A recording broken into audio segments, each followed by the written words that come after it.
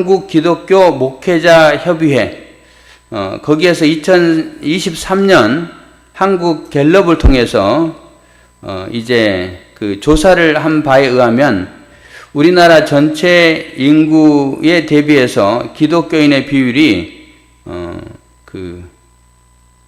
15%가 기독교인이다라고 발표를 했습니다.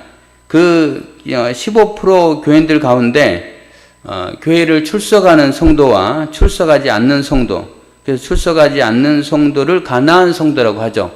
예, 가나안, 거꾸로 하면은 안 나가, 내가 교회를 안 나간다는 겁니다. 그런데 그리스도인이라는 신앙 고백을 한다는 거예요. 그렇게 신앙을 고백을 하는 기독교인들이 29.3%라고 합니다. 믿기는 믿지만 교회를 나가지 않는, 그래서 숫자적으로 하면은 226만 명으로 추정한다고 합니다. 226만 명이 예수를 믿기는 하지만 교회를 다니지 않는다는 거예요. 그 중에서 청소년은 36% 성인보다 많았고, 그리고 고등학생 중에서 가나안 성도의 비율은 46%. 네. 그래서 이 청소년들은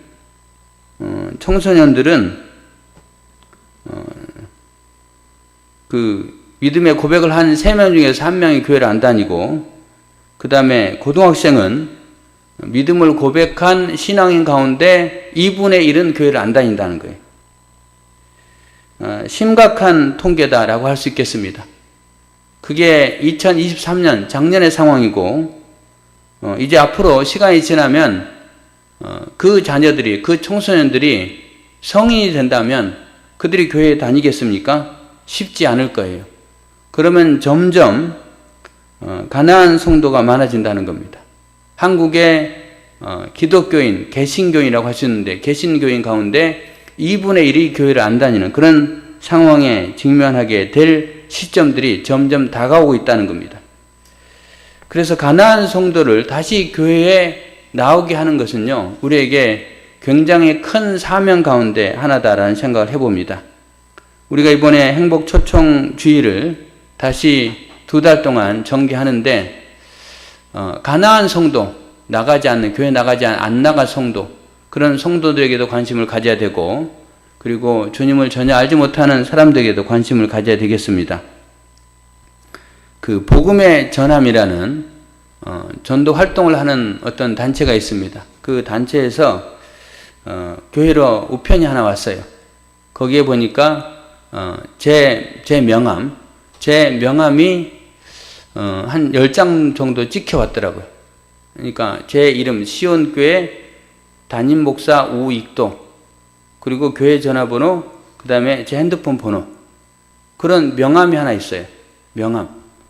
거기에 이제 중간에 그 QR 코드라는 게 있거든요.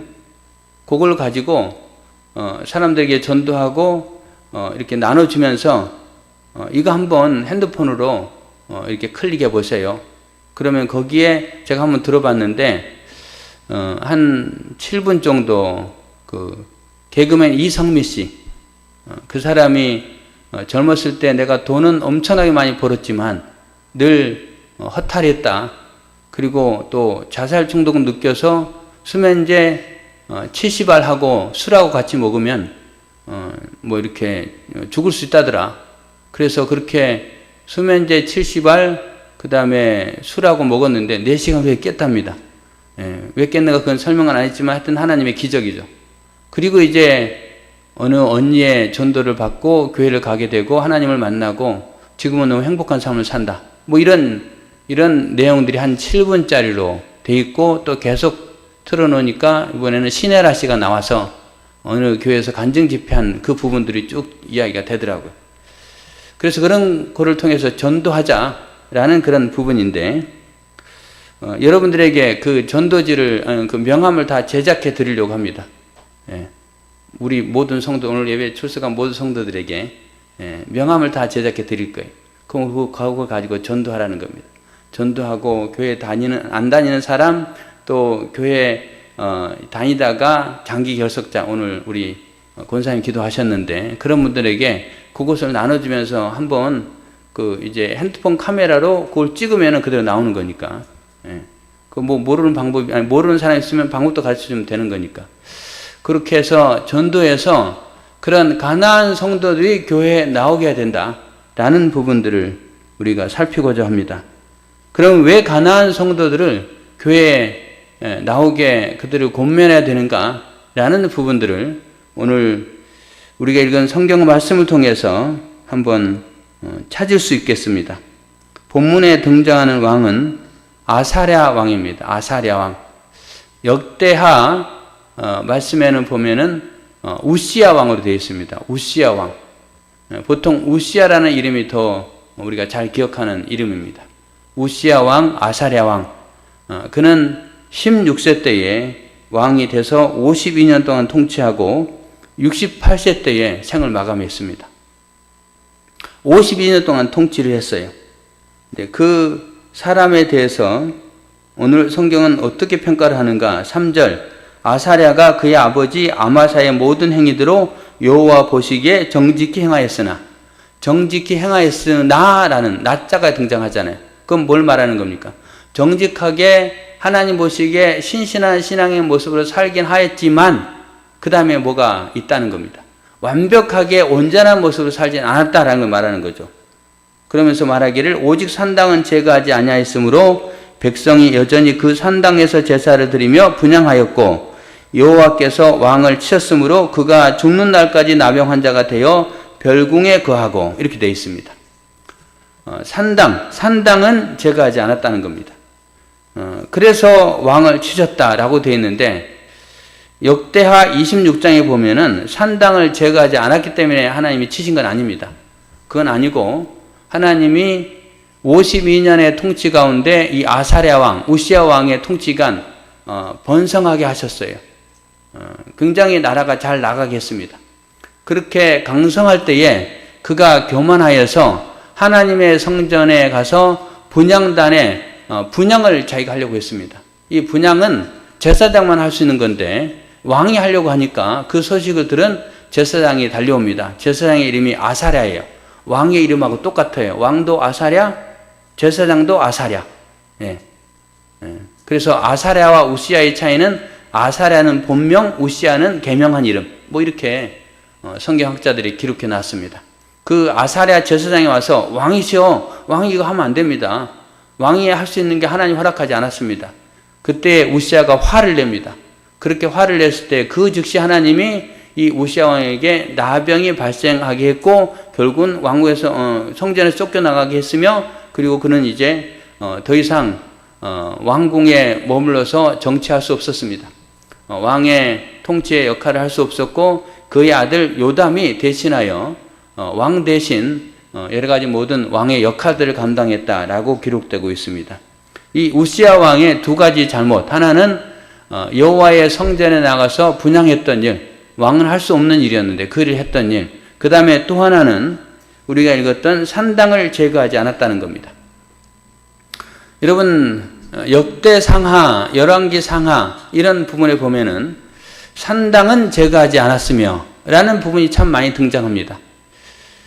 북이스라엘과 남유다로 갈라지는데 위쪽 나라였던 북이스라엘의 문제는요, 그들이 느바세 아들 여로보암의 행위를 따라 금송아지 우상에게 제사를 지낸 겁니다. 금송아지 우상을 숭배한 거예요. 여로보암의 죄를 따라 이스라엘을 망하게 했다는 겁니다. 이게 북이스라엘의 잘못. 지난주에 살펴봤죠. 금송아지 우상.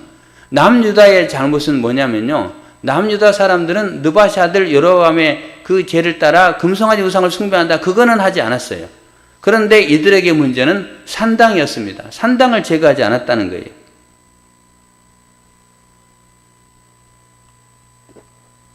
산당을 제거하지 않았다. 산당을 제거한 왕이 이제 이 뒷부분에 보면은 두 번 등장합니다. 히스기야 왕. 여러분 잘 이름 많이 들어봤죠? 히스기야 왕, 유명한 왕입니다. 그 다음에 요시야 왕. 이 두 사람은요, 산당을 제거합니다. 정확하게 말하면 히스기야 왕 때는 완벽하게 제거가 안 됐던 것 같아요.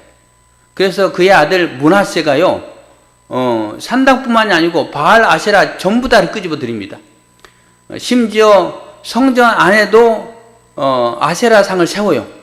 숭배합니다. 이게 히스기야 왕의 아들 므낫세입니다. 므낫세.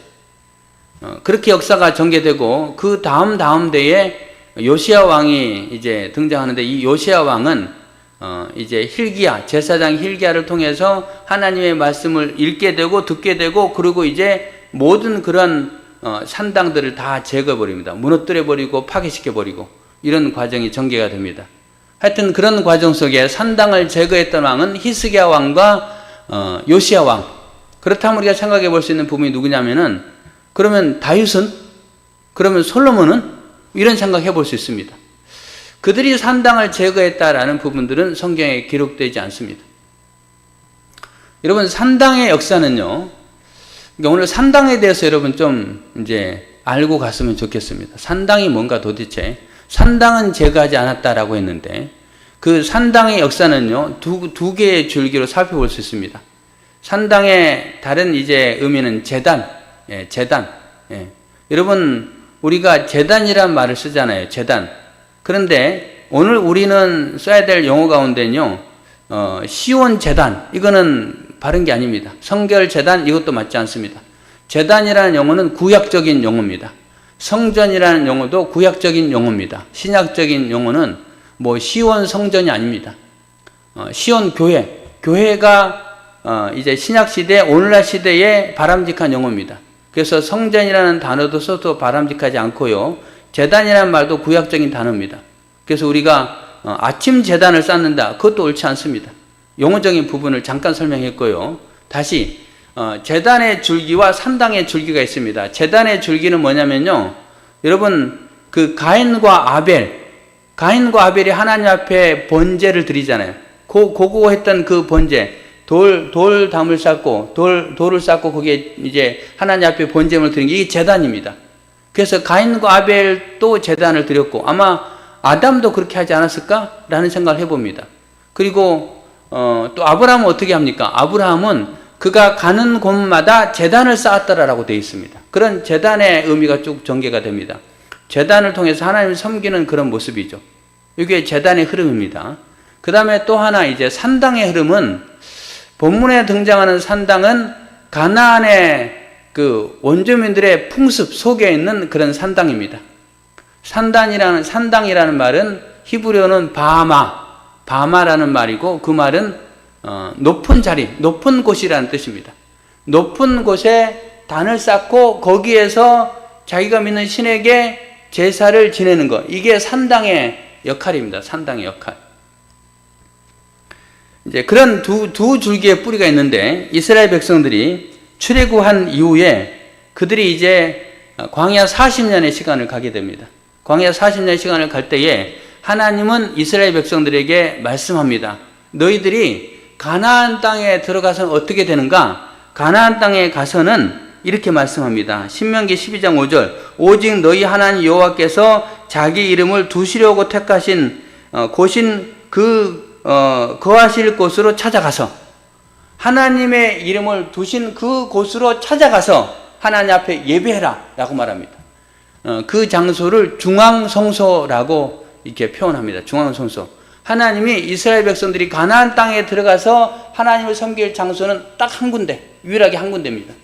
그래서 그 장소에 모여서 하나님 앞에 예배 드리라 라고 하나님 명령하십니다. 신명기 12장에 하나님의 택하실 곳이라는 그곳에 가서 예배 드리라는 말이 4번 등장합니다. 4번. 그러니까 그곳에 가서 예배 드리라는 거예요. 그러면서 신명기 12장 8절에 이렇게 말합니다. 우리가 여기 오늘날 여기서는 각각 소견대로 행하였거니와 거기서는 말지니라. 지금은 너희의 소견대로 하나님께 예배하지만 그곳에 들어가서는 안 된다라고 말합니다. 자기 소견에 옳은 대로, 굉장히 무서운 말이죠. 네. 사사기 끝부분에 이스라엘 백성들이 자기 소견에 옳은 대로 행하였더라. 자기 소견에 옳은 대로 행하여서 하나님을 떠나는 모습이 등장합니다. 그래서 하나님은 이스라엘 백성들에게 너희들이 가나안 땅에 들어가면 자기 소견에 옳은 대로 행해서는 안 되고 하나님의 이름을 두시려고 했던 그 중앙성소에서만 예배 드리라라고 말합니다. 그래서 중앙성소에서 모이는 시기는 절기 때 보통 모이게 됩니다. 절기 때. 그런데 성경의 흐름 보면은 문제가 생깁니다. 어떤 문제가 생기냐면, 여러분, 중앙성소는 이제 두 흐름입니다. 이제 출애굽 시대, 그러니까 광야 40년 시간은 성막입니다. 성막. 그리고 가나안 땅에 들어와서 나중에 솔로몬 성전이 세워집니다. 그때부터는 성전, 성막이 성전, 똑같은 의미의 곳입니다. 그러면은 하나님이 이스라엘 백성들에게 명령하기를 너희들이 가나안 땅에 가면은 중앙성소, 성막, 나중에 성전이 되는 그곳에서만 예배 드리라라고 했습니다. 그들이 가나안 땅에 들어가서 가장 먼저 이제 성막을 세운 곳이 길갈이라는 곳입니다. 길갈. 두 번째 그들이 세운 곳이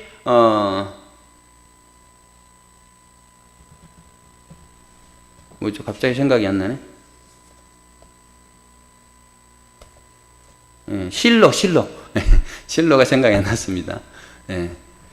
길갈로 갔다가 실로로 가서 거기서 성막을 세우고 거기서 하나님 앞에 모여 예배드리라고 했습니다. 실로까지는 괜찮았어요. 그런데 실로에 성막이 있었고 거기에 이제 엘리 제사장이 있었습니다. 그리고 성막 안에는 뭐가 있냐면 언약궤가 있습니다. 법궤가 있죠. 성막을 짓고 그 안에 이제 언약궤, 법궤가 있는 거예요. 그러면 이스라엘 백성들은 늘 이제 실로에 가서 예배를 드려야 되는 겁니다. 근데 실로에 가서 예배를 드리는 게 쉽지 않죠. 왜냐하면은 장소도 흡수할 거고, 그리고 그 절기는 한 주 동안 진행될 건데 거기에 여러 가지 시설이 있어야 될 거 아니에요. 숙박 시설도 있어야 되고, 그리고 또 뭐 먹는 시설도 있어야 되고, 그 다음에 멀리서 재물을 가지고 오면은 거기 성막 옆에서 돈 주고 재물을 사야 되고, 그 다음에 하나님께 드릴 화폐 단위가 세겔이라는 건데 세겔로 또 바꿔야 되고, 뭐 이런 부분들에 번거로운 부분이 있습니다. 그래서 잘 모이기가 힘든 부분이 있어요. 근데 그것뿐만이 아니고 엘리 제사장이 블레셋과의 전쟁 시에 성막 안에 있는 언약궤를 가지고 나가 싸우다가 그거 뺏겨버리잖아요. 언약궤를 뺏겨버려요. 그래서 언약궤가 블레셋 땅에 있다가, 아니면 또 뭐 아비나답의 집에 있다가, 그 다음에 오베데돔의 집에 있다가, 그리고 다윗이 그것을 다윗성으로 가지고 옵니다. 요렇게 성막 안에 있어야 될 언약궤가요 자꾸 이동을 해요. 이동. 그리고 나중에 이제 다윗성으로 들어옵니다. 그게 다윗 시대까지. 그거하고 분리돼서 성막은 어떻게 되냐?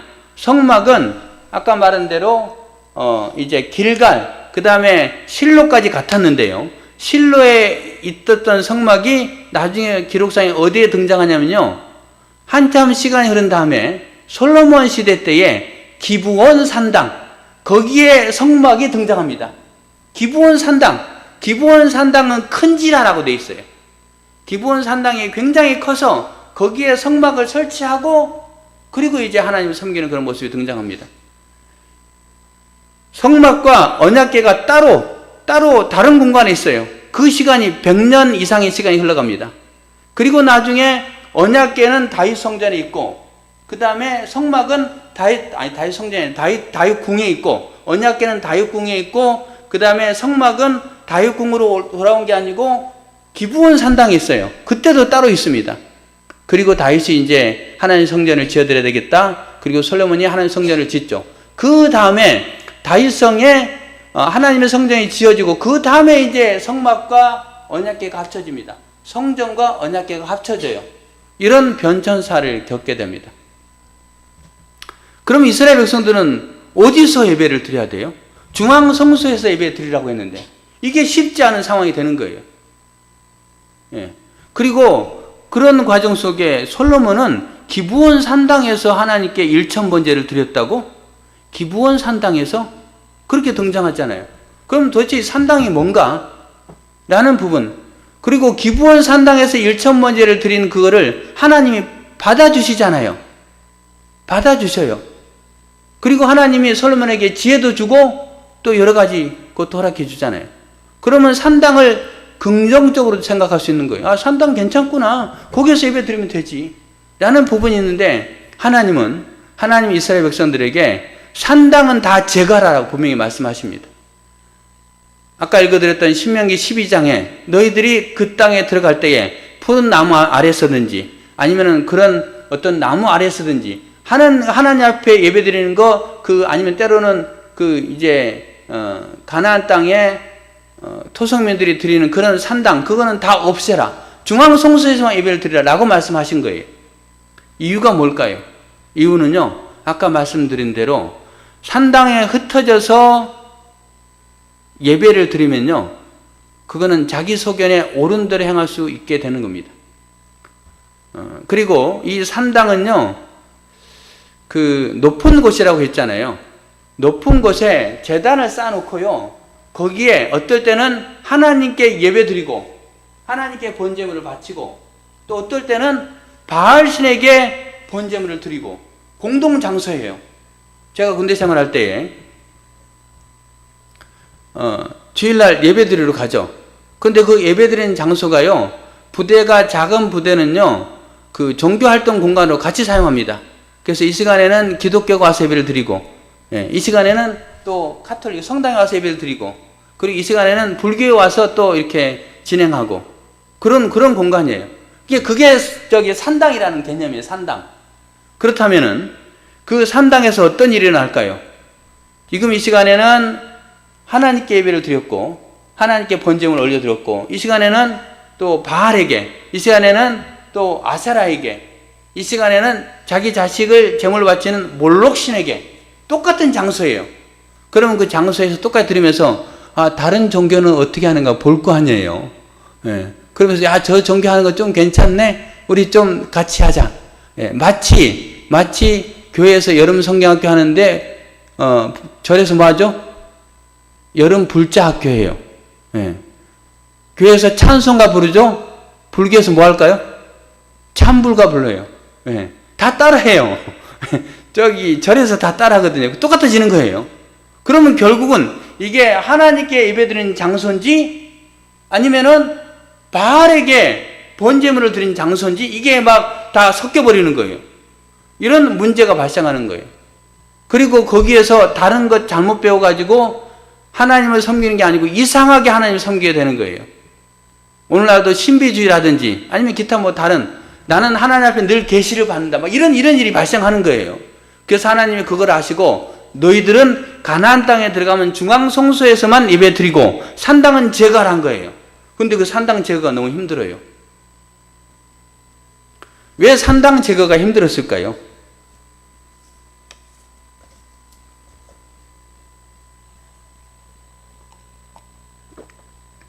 산당 제거가 힘든 이유가 몇 가지가 아니고요, 복합적인 이유가 있습니다. 산당을 제거하기 힘든 이유가 정치적인 이유, 종교적인 이유, 사회적인 이유, 경제적인 이유.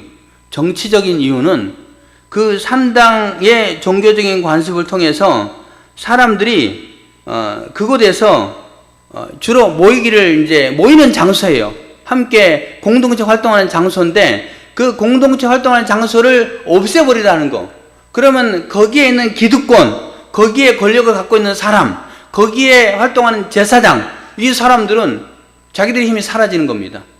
그래서 산당을 없앨 수가 없는 거예요. 아무리 왕이 명령해도 없애기 쉽지 않은 겁니다. 두 번째, 종교적인 이유. 여러분, 지방에 거주하는 제사장들, 이 산당에서 하나님 앞에 번제물을 드리고 하는 그 역할들을 하는 사람들이 아마도 제일 처음에 6개의 도피성을 하나님이 주시죠. 그 도피성에 산당들이 세워지고, 나중에 또 다른 곳에서 산당들이 세워지고, 거기에 레위의 제사장들, 레위인들이 가서 그 산당을 중심으로 번제를 드리고 하는 거예요.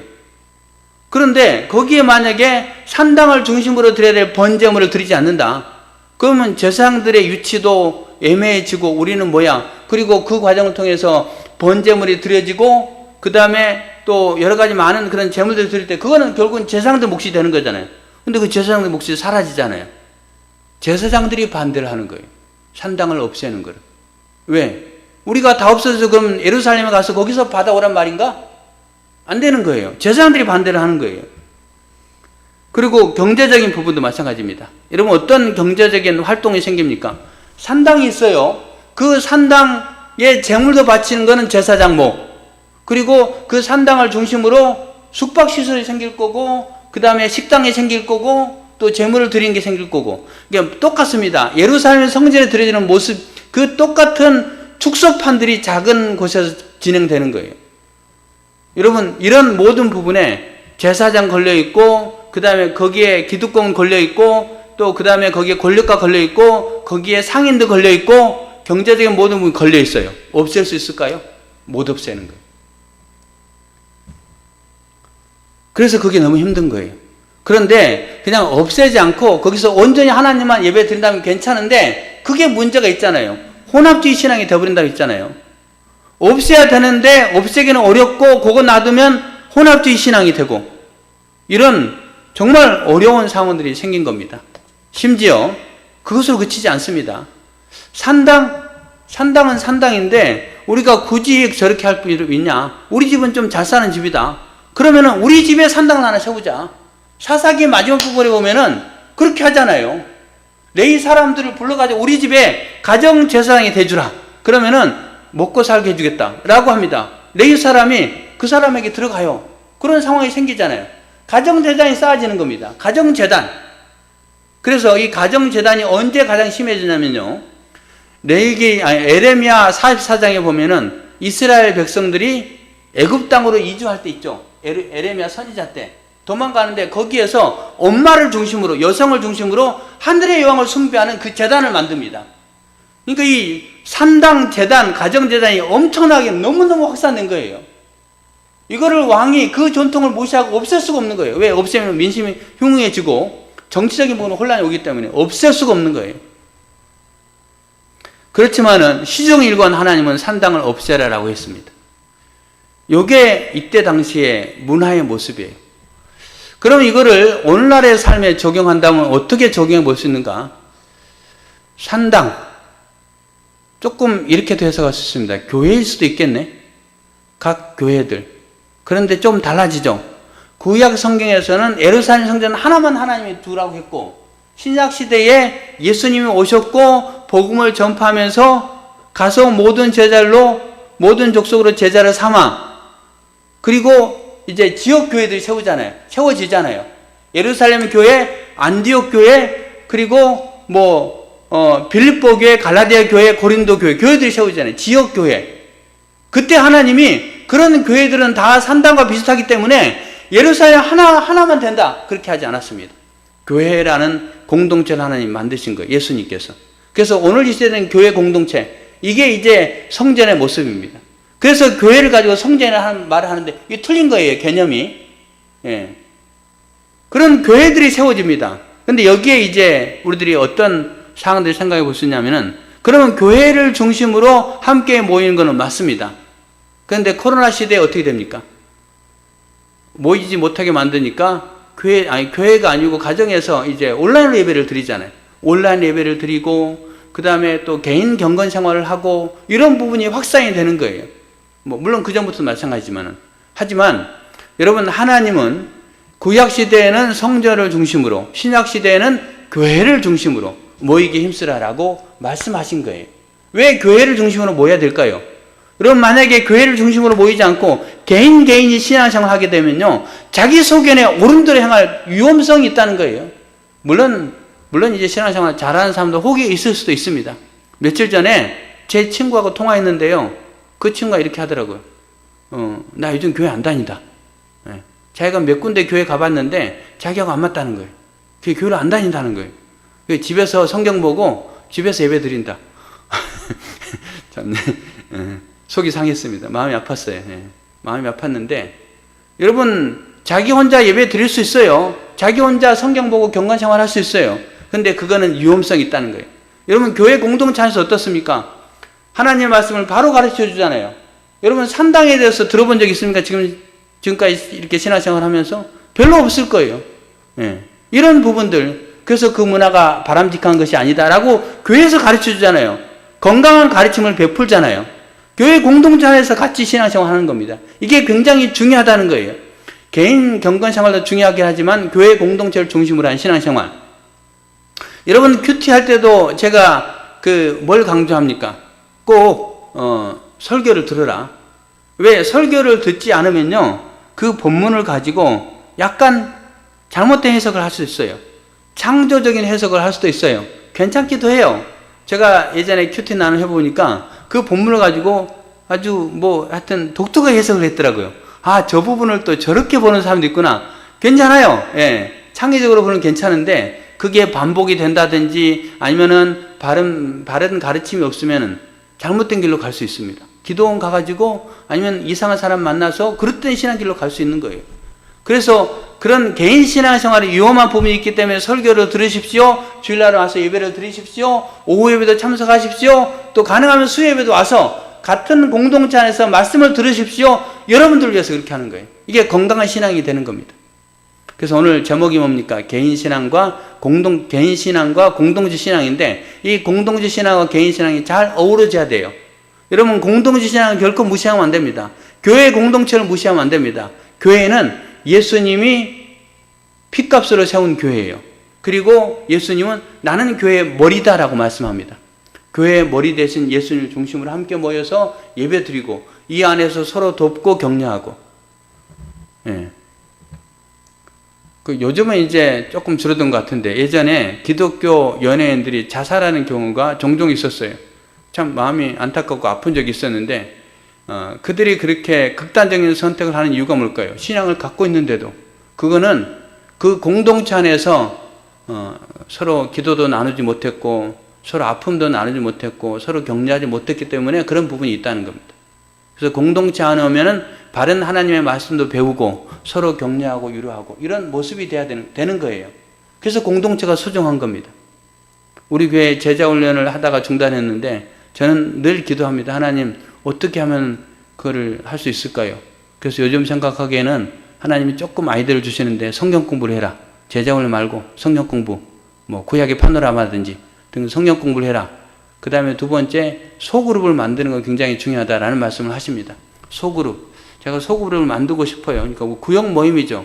근데 예전 구역 모임하고는 다른 모습입니다. 그럼 그걸 만들어야만이 그 공동체 안에서 서로 나눌 수 있는 거 아니에요. 서로 교제할 수 있는 거 아니에요. 서로 위로와 협력을 받을 수 있는 거 아니에요. 지금은 여러분 소통이 안 되잖아요. 예. 지금은 그냥 일주일에 한 번 만나고 잠깐 어떻게 이걸 끝나는 거잖아요. 그런데 하나님이 우리에게 주신 교회 공동체는 엄청난 힘이 있다는 거예요. 그래서 공동체의 그 큰 그룹도 활성화돼야 되고 그 다음에 소그룹도 활성화돼야 되고 거기서 나눔과 또 거기서 위로와 격려가 이루어져야 되고 이런 부분이 필요합니다. 오늘 이 산당에 관해서 말씀드리면서 산당의 위험성을 이렇게 말씀을 드린 겁니다. 개인 신앙생활 여러분 그것도 좋긴 하지만 하나님을 붙잡고 교회 공동체 안에서 하나 되기 힘쓰는 여러분의 삶이 되시길 바랍니다. 우리 공동체가 그런 모습으로 아름답게 나아가면 참 좋겠습니다. 마태복음 5장에 보면요. 그 팔복에 대해서 이야기를 하죠. 그래서 심령이 가난한 자는 복이 있나니 애통하는 자는 복이 있나니 그 다음에 또 긍휼히 여긴 자는 복이 있나니 마음이 청결한 자는 복이 있나니 그리고 또 마지막 의를 위하여 핍박을 받는 자는 복이 있나니 이렇게 쭉 전개가 되는데요. 거기에 심령이 가난한 자는 복이 있나니 천국이 그들의 것이며 천국이라는 단어가 등장하고요. 그 다음에 마지막 의를 위하여 핍박을 받는 자는 복이 있나니 또 천국이 그들의 것이며 천국으로 시작해서 천국으로 끝납니다. 이 천국이라는 단어가 성경에 보면 하나님의 나라라는 표현도 많이 등장합니다. 너희가 예수님의 이름으로 귀신을 쫓아내면 하나님의 나라가 이미 이루어졌느니라. 하나님의 나라는 먹고 마시는 것에 있지 않고 화평함과 서로 사랑함이 있다. 이런 표현들이 있어요. 거기서 말하는 천국은요, 이 땅의 천국을 말합니다. 천국은 두 가지. 이 땅에서의 천국, 또 영원한 천국. 우리는 영원한 천국을 지향하지만 이 안에서도 천국을 맛보는 게 굉장히 중요합니다. 그래서 우리가 살아가는 이 땅에서 하나님의 나라를 맛보는 거는 교회 공동체 안에서 맛볼 수 있다는 거예요. 우리의 삶도 마찬가지죠. 그래서 우리 교회가 하나님의 나라가 이 땅에서 이루어지는 모습, 주기도문에 그대로 나와 있는데 그런 모습으로 공동체의 모습은 그렇게 애써야 되고 그래서 가나안 성도가 발생하지 않게 만들어야 되는 것이 교회의 사명이고 그리고 성도들은 함께 교회 공동체를 아름답게 만들어가고 그 안에서 힘써 활동하고 이런 부분까지 필요하다는 겁니다.